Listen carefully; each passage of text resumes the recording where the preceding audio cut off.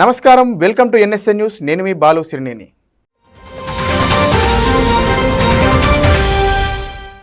నాగర్ కర్నూలు జిల్లాలో చెంచు మహిళ ఈశ్వరమ్మపై దాడి చేసి హింసించిన మానవ మృగాలు ఎంతటి వారైనా ఎలాంటి వారైనా వదిలేది లేదని కఠినంగా శిక్షిస్తామని సీతక్క అన్నారు. మహిళలపై జరుగుతున్న దాడులపై రానున్న రోజుల్లో ప్రభుత్వం సీరియస్ గా వ్యవహరిస్తుందని తెలిపారు. చెంచు మహిళ ఈశ్వరమ్మపై దాడి చేసిన వ్యక్తులను విడిచిపెట్టే ప్రసక్తే లేదని మంత్రి సీతక్క తెలిపారు. కొద్ది రోజులుగా హైదరాబాద్ నిమ్స్ ఆసుపత్రిలో చికిత్స పొందుతున్న మూల చింతపల్లికి చెందిన చెంచు మహిళ ఈశ్వరమ్మను మంత్రి పరామర్శించారు. ఈ సందర్భంగా మంత్రి మాట్లాడుతూ బాధిత మహిళ కుటుంబానికి సంపూర్ణ రక్షణ కల్పిస్తామని, ఈ విషయంలో ఇప్పటికే పోలీసులకు ఆదేశాలు జారీ చేశామన్నారు.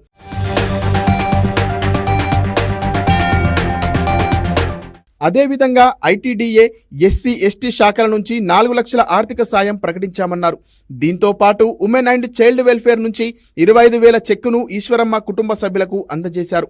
బాధితురాలు పూర్తిగా కోలుకునే వరకు ప్రభుత్వమే ఖర్చు భరిస్తుందని, దానికి తగిన చర్యలు తీసుకోవాలని నిమ్స్ డైరెక్టర్ ఎన్ బీరప్పను ఆదేశించారు.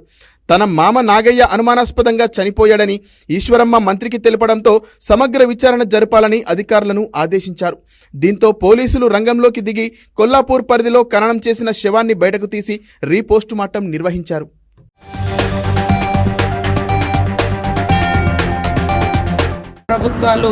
ప్రభుత్వము ఎవరైతే అమ్మిపోయినరో మళ్ళా వాళ్ళ పేర్ల మీదనే పట్టాలు ఇవ్వడంతో ఆ వ్యక్తులు కూడా ఈ భూములు మాయే అని చెంచులో పంచినటువంటి భూముల మీదకి కూడా వచ్చి దౌర్జన్యాలు చేస్తున్నారనేటువంటి విషయాన్ని కూడా మేము ఇక్కడ తెలుసుకోవడం జరిగింది. అది ప్రభుత్వం అఫీషియల్ గా పంచిన భూములు. వాళ్ళకి ఆల్రెడీ ఆ భూ యజమానులకు డబ్బులు కూడా ఇవ్వడం జరిగింది. ఇప్పుడు ఆ భూమి కోసము ఒకరిద్దరు కుటుంబాలు కూడా కన్నేసి మరి ఆ భూముల యొక్క విలువ పెరిగింది కాబట్టి ఆ భూములను స్వాధీనం చేసుకోవాలని వీళ్ళ యొక్క అమాయకత్వాన్ని, పేదరికాన్ని ఆసరా చేసుకుని భయభ్రాంతులకు గురి చేయనటువంటి కుట్రతోటి ఫ్యూడల్ భావజాలంతో కూడినటువంటి మెంటాలిటీతో చేసినటువంటి ఘటన. దీన్ని తీవ్రంగా ఖండిస్తా ఉన్నాం. వారికి వచ్చేటువంటి లబ్ధి కూడా ఇప్పటికే ఒక 4 లక్షలు కూడా ప్రకటించడం జరిగింది. తర్వాత ఐటీడీఏపీఓ నుంచి ఒక 25,000, ఉమెన్ అండ్ చైల్డ్ నుంచి ఒక 25,000 తాత్కాలికంగా ఇవ్వడం జరిగింది. ఎస్పీ గారికి కూడా మేము ఖచ్చితంగా ఆదేశించినాం. ఎవరిని వదిలిపెట్టేది లేదు. ఇలాంటి దుర్మార్గాలు ఈ సమాజంలో మళ్లీ జరగకూడదనేదే మేము భావిస్తా ఉన్నాం. అలాంటి వారికి ఖచ్చితంగా కఠినమైన శిక్ష పడితేనే ఇలాంటి మానవ మృగాలు మళ్లీ ఇలాంటి చర్యలకు పాల్పడాయి. ఈశ్వరమ్మ కుటుంబానికి మేమందరం అండగా ఉన్నాం. కొత్తగూడెం మనుగూరులో ఇవాళ డిప్యూటీ సీఎం మల్లు భట్టి విక్రమార్క, మంత్రులు కోమటిరెడ్డి, తుమ్మల నాగేశ్వరరావు, పొంగులేటి పర్యటించనున్నారు. అమృత్ 2.0 గ్రాంట్లో భాగంగా 124 కోట్ల 48 లక్షలతో కొత్తగూడెంలో శాశ్వత మంచినీటి పథకం, 4 కోట్లతో విద్యాసాగర్ హైవేకు డ్రైన్ నిర్మాణాలకు శంకుస్థాపన చేయనున్నారు. కొత్తగూడెం పోస్టాఫీస్ సెంటర్లో భారీ బహిరంగ సభ నిర్వహించనున్నారు. కొత్తగూడెం కలెక్టరేట్ లో గోదావరి వరదలు ముందస్తు చర్యలపై మంత్రులు సమీక్ష సమావేశం నిర్వహించనున్నారు. మనుగూరులో ఇటీవలే కన్నుమూసిన పద్మశ్రీ సకిని రామచంద్రయ్య కుటుంబ సభ్యులను పరామర్శించనున్నారు మంత్రులు.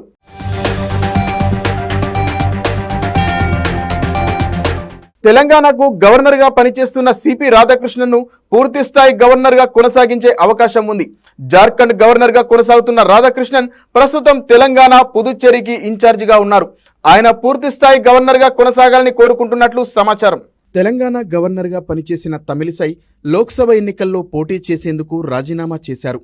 ఈ తరుణంలో జార్ఖండ్ గవర్నర్ గా కొనసాగుతున్న రాధాకృష్ణన్ను తెలంగాణ, పుదుచ్చేరికి ఇన్ఛార్జ్ గవర్నర్ గా కేంద్రం నియమించింది. సిపి రాధాకృష్ణన్ దాదాపు 3 నెలలుగా ఇన్ఛార్జ్ గవర్నర్ గా కొనసాగుతున్నారు.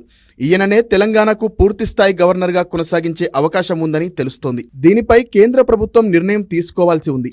కేరళ, ఉత్తరప్రదేశ్, హర్యానా, రాజస్థాన్, గుజరాత్ సహా 9 రాష్ట్రాల గవర్నర్ల పదవీకాలం మరో 3-4 నెలల్లో ముగియనుంది. కర్ణాటక, తెలంగాణ గవర్నర్లుగా మాజీ సీఎం కిరణ్ కుమార్ రెడ్డి, అశ్విన్ కుమార్ చౌబేలను నియమిస్తారనే ప్రచారం కూడా ఓ వైపు సాగుతోంది.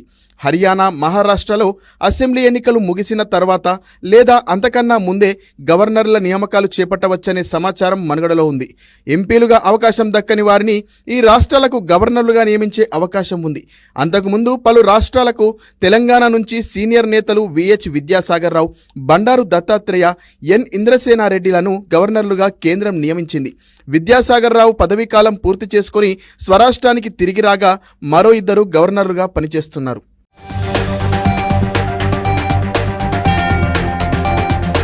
ప్రభుత్వ ఉద్యోగాల భర్తీ ప్రక్రియలో టీజీపీఎస్సీ తనదైన దిశగా వేగం పెంచింది. ఇప్పటికే పలు నోటిఫికేషన్ల తుది ఫలితాలను వెల్లడించిన కమిషన్ మరికొన్నింటి ఫలితాలను ప్రకటించేందుకు ప్రక్రియ కొనసాగిస్తోంది. గ్రూప్ 4 మినహా ఇప్పటికే రాత పరీక్షలు పూర్తయిన నోటిఫికేషన్లకు సంబంధించి 2 నెలల్లోగా ఫలితాలు వెల్లడించేందుకు కార్యాచరణ సిద్ధం చేసింది. రాష్ట్రంలో ఖాళీగా ఉన్న ఉద్యోగాలకు టీజీపీఎస్సీ నోటిఫికేషన్ విడుదల చేసి పరీక్షలు నిర్వహిస్తూ పోస్టులను ఉద్యోగులతో భర్తీ చేస్తోంది. ఉద్యోగాల భర్తీలో వేగం పెంచిన టీజీపీఎస్సీ ఇప్పటి వరకు నిర్వహించిన పరీక్షల ఫలితాలు ప్రకటించేందుకు అవసరమయ్యే కార్యాచరణను సిద్ధం చేసుకుంది. వివిధ ప్రభుత్వ శాఖల్లో 563 గ్రూప్ 1 పోస్టులకు ఈ నెల 9న నిర్వహించిన ప్రిలిమినరీ పరీక్షకు సంబంధించి ఓఎంఆర్ పత్రాల ఇమేజింగ్ దాదాపు పూర్తయింది. త్వరలోనే తుదికి విడుదల చేసి ప్రిలిమినరీ పరీక్షా ఫలితాలు వెల్లడించేందుకు కమిషన్ సమాయత్తమైంది. షెడ్యూల్ ప్రకారం అక్టోబర్లో ప్రధాన పరీక్షలు నిర్వహించేందుకు కనీసం 3 నెలల గడువు ఉండేలా ప్రిలిమినరీ ఫలితాలను వెల్లడించాలని, ఆ మేరకు ప్రధాన పరీక్షలకు సన్నద్ధమయ్యేందుకు అభ్యర్థులకు సమయం లభిస్తుందని భావిస్తోంది. గురుకుల నియామక బోర్డు పరిధిలో సంక్షేమ గురుకులాలకు కొత్తగా ఎంపికైన టీచర్లు, లెక్చరర్లు వచ్చే నెల మొదటి వారం నుంచి విధుల్లో చేరనున్నారు. తెలంగాణ పబ్లిక్ సర్వీస్ కమిషన్ 2022 నుంచి ఇప్పటి వరకు 18,000కు పైగా కొలువులలో మొత్తం 27 ఉద్యోగ ప్రకటనలు జారీ చేసింది. 2023లో ప్రశ్నపత్రాల లీకేజీ కారణంగా గ్రూప్ 1తో పాటు 5 ఉద్యోగ నోటిఫికేషన్లకు సంబంధించిన రాత పరీక్షలు రద్దయ్యాయి. అనంతరం నిర్వహించిన పరీక్షల ఫలితాలు వెల్లడి కాలేదు. కొత్త ప్రభుత్వ టీజీపీఎస్సీ బోర్డును పునర్నిర్మించి నియామకాల్లో వేగం పెంచింది. బోర్డు రాత పరీక్షల్లో ప్రతిభ ఆధారంగా జనరల్ ర్యాంకు జాబితాలను వెల్లడించి ధృవీకరణ పత్రాల పరిశీలన చేపట్టింది. కొత్తగా గ్రూప్ 1 ప్రకటన జారీ చేయడంతో పాటు ప్రిలిమినరీ పరీక్ష పూర్తి చేసి కీ విడుదల చేసింది. ప్రభుత్వ విభాగాల్లో 1540 ఏఈఈ పోస్టుల ధృవీకరణ పత్రాల పరిశీలన పూర్తయింది. ఇప్పటికే వ్యవసాయ, మెకానికల్, ఎలక్ట్రికల్ విభాగాల ఎంపిక జాబితాలు వెల్లడయ్యాయి. 833 సహాయ ఇంజనీర్ పోస్టుల ఫలితాల వెల్లడికి బోర్డు సమాయత్తమవుతోంది. గ్రూప్ 2 పోస్టులకు ఆగస్టులో రాత పరీక్షలు నిర్వహించేందుకు టీజీపీఎస్సీ షెడ్యూల్ జారీ చేసింది. దరఖాస్తుల్లో వ్యక్తిగత వివరాల్లో తప్పులుంటే సరిచేసుకునేందుకు అభ్యర్థులకు ఎడిట్ సదుపాయం కల్పించింది. అలాగే 581 వసతి గృహ సంక్షేమాధికారుల పోస్టులకు పరీక్షలు ఈ నెల 29తో ముగియనున్నాయి. డివిజనల్ అకౌంట్స్ అధికారుల పోస్టుల కోసం రాత పరీక్షలకు హాల్ టికెట్లు విడుదలయ్యాయి. గ్రూప్ 4 పోస్టులకు 1:3 నిష్పత్తిలో మెరిట్ ర్యాంకులు ప్రకటించిన కమిషన్ ధృవీకరణ పత్రాల పరిశీలన ఆగస్టుతో ముగియటంతో తుది ఫలితాల ప్రక్రియ చేపట్టింది. భూగర్భ జల శాఖలో గెస్టెడ్ అధికారుల పోస్టుల ఫలితాలను ఇప్పటికే ప్రకటించింది. టౌన్ ప్లానింగ్ విభాగంలో బిల్డింగ్ ఓవర్సీస్ పోస్టులకు ధృవీకరణ పత్రాల పరిశీలన ఈ నెల 28 నుంచి జూలై 2 వరకు జరుగుతోంది. పురపాలక శాఖలో అకౌంట్స్ అధికారుల పోస్టులకు ధృవీకరణ పత్రాల పరిశీలన పూర్తి చేసి ఎంపిక జాబితాలను ప్రకటించింది. ఇంటర్ విద్యా విభాగంలో 1392 జూనియర్ లెక్చరర్ పోస్టుల తుది నియామక ప్రక్రియ మొదలు కావాల్సి ఉంది.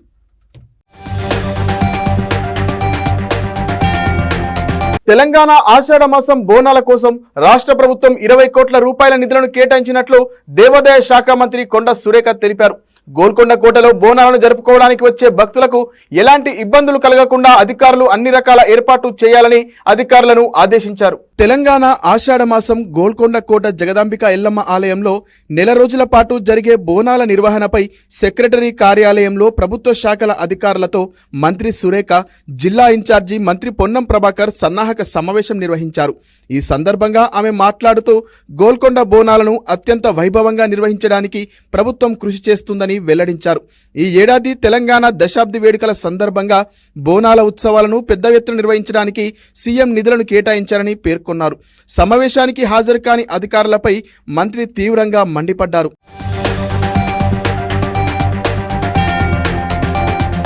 హైదరాబాద్ జిల్లా ఇన్ఛార్జి మంత్రి పొన్నం ప్రభాకర్ మాట్లాడుతూ గోల్కొండ కోటలో నీటికి కొరత ఉండరాదని, కోటకు వచ్చే రోడ్ల గుంతలను అన్నింటినీ మరమ్మతులు చేయాలని, విద్యుత్ సమస్యలు తలెత్తకుండా చర్యలు చేపట్టాలని సూచించారు.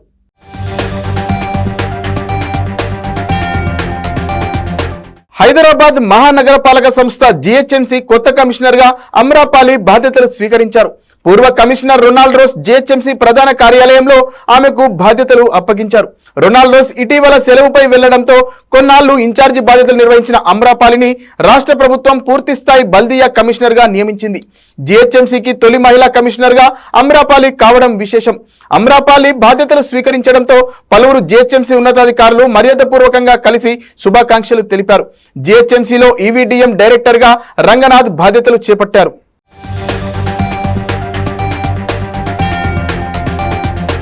జూలై 1 నుంచి అమల్లోకి రానున్న కొత్త నేర చట్టాలపై అవగాహన కల్పించేందుకు కేంద్రం శిక్షణ కార్యక్రమాలను నిర్వహించింది. 40 లక్షల మంది క్షేత్రస్థాయి కార్యనిర్వాహకులు, 5.65 లక్షల మంది పోలీసులు, ఫోరెన్సిక్స్ జైలు అధికారులకు శిక్షణ ఇచ్చింది. కొత్త నేర చట్టాల సాంకేతికతకు అధిక ప్రాధాన్యం ఇచ్చినందున ప్రస్తుతం ఉన్న crime and criminal tracking network and systems అప్లికేషన్లో national crime records bureau NCRB 23 సవరణలు చేసింది.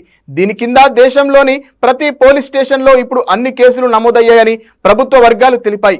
అంతేకాకుండా కొత్త చట్టాల అమలు కోసం అన్ని రాష్ట్రాలు, కేంద్రపాలిత ప్రాంతాలను నిరంతరం సమీక్షించడానికి, మార్గదర్శకం చేయడానికి 36 సహాయక బృందాలు, కాల్ సెంటర్లను NCRB ఏర్పాటు చేసినట్లు వివరించాయి. Bureau of police research and development BPR&D కూడా సెమినార్, వెబినార్లతో 250 శిక్షణ కోర్సులు నిర్వహించిందని చెప్పాయి. ఇందులో 40,317 మంది అధికారులు, సిబ్బంది శిక్షణ పొందారని ప్రభుత్వ వర్గాలు వెల్లడించాయి.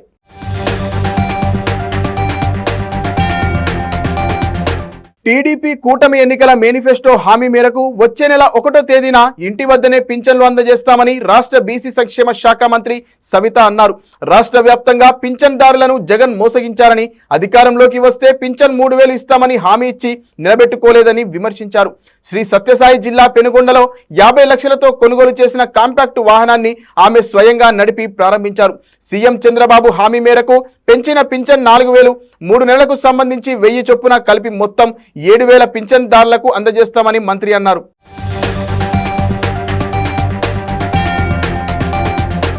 ఏపీలో కొత్తగా ఏర్పడ్డ కూటమి ప్రభుత్వం పాలనాపరమైన ప్రక్షాళన దిశగా అడుగులేస్తోంది. ఏపీకి సీఎంగా 4వసారి బాధ్యతలు చేపట్టిన చంద్రబాబు అధికారులతో వరుస సమీక్షలు నిర్వహిస్తూ రాజధాని అమరావతి, పోలవరం ప్రాజెక్టుపై స్పెషల్ ఫోకస్ పెట్టారు. గతంలో తన హయాంలో పలు అంశాలపై తనదైన ముద్ర వేసిన చంద్రబాబు ఈసారి కూడా అలాంటి ప్రయోగాల దిశగా అడుగులేస్తున్నారు. తాజాగా జరిగిన ఎన్నికల్లో కూటమిగా ఏర్పడి టీడీపీ అధినేత చంద్రబాబు విజయం సాధించారు. ఎన్నికల్లో విజయం సాధించిన చంద్రబాబు వైసీపీ ప్రభుత్వ హయాంలో పేరుకుపోయిన సమస్యల పరిష్కార దిశగా అడుగులు వేస్తున్నారు. ఇక అధికారులతో వరుసగా సమీక్షా సమావేశాలు నిర్వహిస్తూ రాజధాని అమరావతి, పోలవరం ప్రాజెక్టులపై ప్రత్యేక దృష్టి సారించారు. 2014లో అధికారంలోకి వచ్చిన చంద్రబాబు అన్నా క్యాంటీన్లు ప్రారంభించి వినూత్న ప్రయోగానికి తెరలేపారు. పేదలకు 5 రూపాయలకే నాణ్యమైన భోజనం అందించే ఉద్దేశంతో అప్పటి ప్రభుత్వం ప్రతిపాదించిన ఈ పథకంలో ప్రజలు భాగస్వామ్యం అయ్యేలా ప్లాన్ చేశారు చంద్రబాబు. తన పుట్టినరోజును పురస్కరించుకొని తమకు దగ్గరలోని అన్నా క్యాంటీన్లలో ఒకరోజు పేదలకు భోజనం పెట్టాలని పిలుపునిచ్చారు. అలా స్పాన్సర్ చేసిన వారి ఫోటోలను అన్నా క్యాంటీన్లలో ప్రదర్శిస్తామని, పేదలతో మాట్లాడాలనుకుంటే ఆ ఏర్పాట్లు కూడా చేస్తామని అన్నారు చంద్రబాబు. చంద్రబాబు ఇచ్చిన ఈ పిలుపు ప్రస్తుతం ఏపీ రాజకీయాల్లో హాట్ టాపిక్గా మారింది.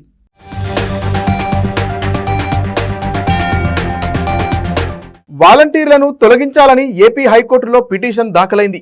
వాలంటీర్ల నియామకాల్లో రిజర్వేషన్లు పాటించలేదని, నియామకాల్లో వైసీపీ కార్యకర్తలను వాలంటీర్లుగా నియమించారంటూ పిటిషనర్ తన పిటిషన్లో పేర్కొన్నాడు. స్పందించిన హైకోర్టు కౌంటర్ దాఖలు చేయాలని ఏపీ ప్రభుత్వానికి ఆదేశాలు జారీ చేసింది. ఏపీలో వాలంటీర్లను తొలగించాలంటూ ఏపీ హైకోర్టులో ఓ పిటిషన్ దాఖలు చేశాడు. వాలంటీర్ల నియామకాల్లో పారదర్శకత పాటించకుండా వైసీపీ కార్యకర్తను వాలంటీర్లుగా నియమించుకున్నారంటూ కోర్టులో పిటిషన్ దాఖలైంది.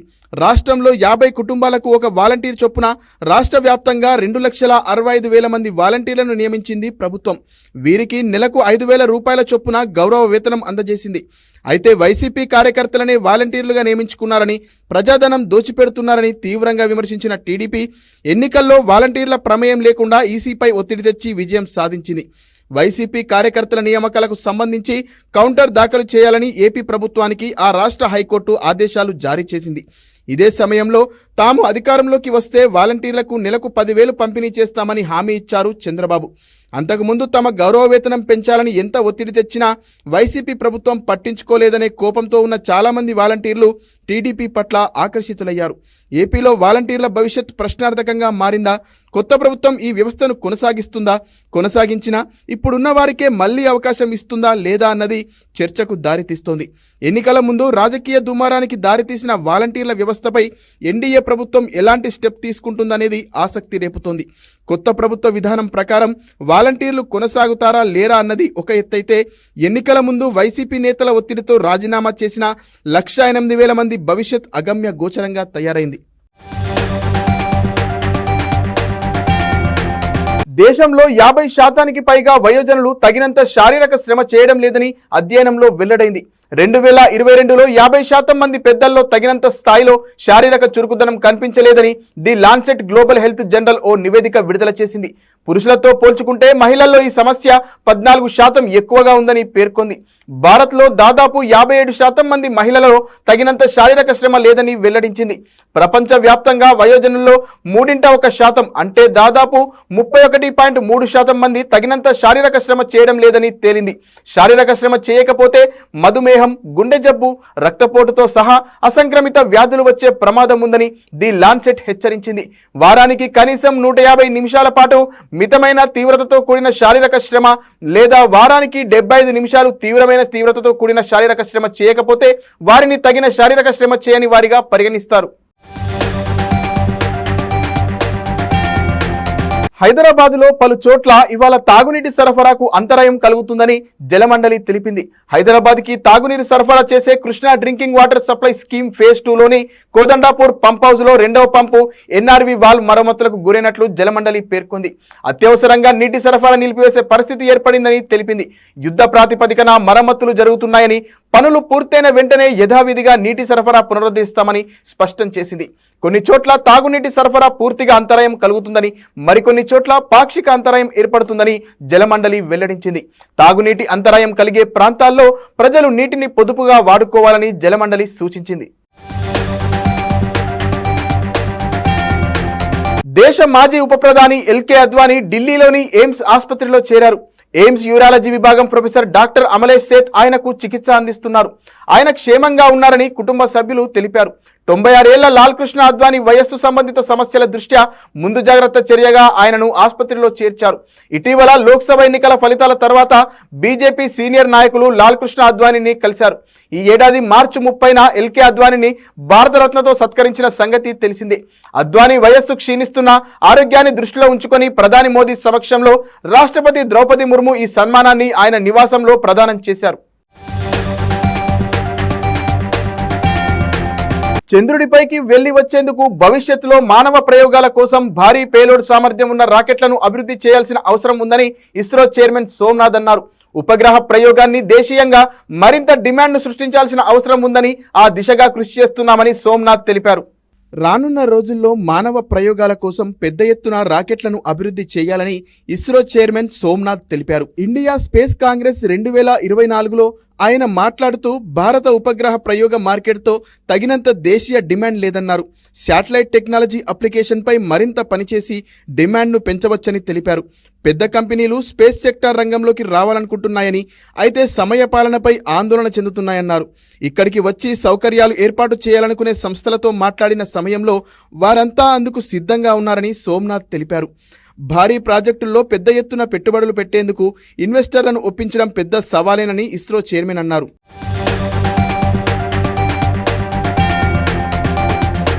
ఉపగ్రహాలు, లాంచర్లను నిర్మించడానికి పరిశ్రమలకు ఇవ్వగల కక్ష స్లాట్లు, ఫ్రీక్వెన్సీలను కనుగొంటున్నామని తెలిపారు. కొత్త ఎర్త్ అబ్జర్వేషన్ గ్రూప్ను రూపొందించడానికి ఇన్స్పేస్ ఇప్పటికే నిధులను ప్రకటించిందని, దేశీయంగా డిమాండ్ను సృష్టించేందుకు ఇది మరో ముందడుగు లాంటిదన్నారు. స్పేస్ ఎక్స్ కారణంగా ప్రపంచవ్యాప్తంగా అంతరిక్షాన్ని చేరుకోవడానికి అయ్యే ఖర్చు గణనీయంగా తగ్గిందన్నారు. కానీ భారత్ రాకెట్ ధర వ్యయాన్ని అదే విధంగా తగ్గించిందన్నారు. వ్యయాన్ని తగ్గించడం వల్ల చిన్న ఉపగ్రహాల ప్రయోగాన్ని ప్రోత్సహించవచ్చని, అంతరిక్ష రంగంలో కొత్త సంస్థలను ఆకర్షించవచ్చన్నారు. 2040 నాటికి చంద్రుడిపై అడుగుపెట్టాలనే లక్ష్యంతో మానవ అంతరిక్ష కార్యకలాపాలను విస్తరించడం ప్రధాని నరేంద్ర మోదీ దార్శనికత అన్న ఆయన గగన్యాన్ మిషన్ సైతం ఉందన్నారు.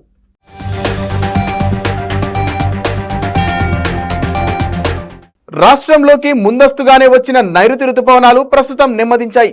వచ్చేటప్పుడు ఎంత బలంగా వచ్చాయో అంతగా బలహీనపడ్డాయి. ఫలితంగా రుతుపవనాలు ప్రవేశించిన తొలి వారం తప్ప ఎక్కడా పెద్ద వర్షాలు పడలేదు. బంగాళాఖాతంలో అనుకూల పరిస్థితులు లేకపోవడం, అల్పపీడన ప్రాంతాలు ఏర్పడకపోవడం, పశ్చిమ గాలుల ప్రభావం వంటి కారణాలతో రాష్ట్రంలో రుతుపవనాలు వీక్ అయ్యాయని వాతావరణ నిపుణులు చెబుతున్నారు. ఖరీఫ్ ప్రారంభమై దాదాపు నెల రోజులు గడుస్తున్నా వర్షం కురవడం లేదు. దీంతో రైతులు ఆకాశం వైపు చూస్తున్నారు. వాతావరణ నిపుణులు రుతుపవనాలు బలహీనపడ్డాయని చెబుతున్నారు. అదేవిధంగా బంగాళాఖాతంలో సరైన వెదర్ సిస్టమ్ లేదంటున్నారు. బంగాళాఖాతంలో సరైన వెదర్ సిస్టమ్ ఏర్పడితే రుతుపవనాలు మళ్లీ యాక్టివ్ అవుతాయని నిపుణులు అంచనా వేస్తున్నారు. ప్రస్తుతం ఉత్తర భారతంలో నెలకొన్న పరిస్థితులు కూడా రుతుపవనాలు వీక్గా మారడానికి కారణమై ఉండొచ్చని భావిస్తున్నారు. పశ్చిమ గాలుల ప్రభావం వల్లే అక్కడ ఉష్ణోగ్రతలు ఎక్కువగా ఉంటాయంటున్న అభిప్రాయాలు వ్యక్తమవుతున్నాయి. రాష్ట్రంలో వచ్చే 5 రోజులు మోస్తారు నుంచి భారీ వర్షాలు కురుస్తాయని వాతావరణ శాఖ తెలిపింది. 13 జిల్లాలకు యెల్లో అలర్ట్ జారీ చేసింది. వచ్చే 4 రోజుల పాటు రాష్ట్రంలో బలమైన గాలులు వీచే అవకాశం ఉందని హెచ్చరించింది. కాగా జనగామ, నిజామాబాద్, కామారెడ్డి, రంగారెడ్డి, వనపర్తి, జగిత్యాల, రాజన్న సిరిసిల్ల, నల్గొండ జిల్లాల్లో పలు చోట్ల మోస్తారు నుంచి భారీ వర్షాలు కురిశాయి. జనగామ జిల్లాలో చాలా చోట్ల భారీ వర్షం కురిసింది. జనగామలోని వడ్లకొండలో అత్యధికంగా 8.5 సెంటీమీటర్ల వర్షపాతం నమోదైంది.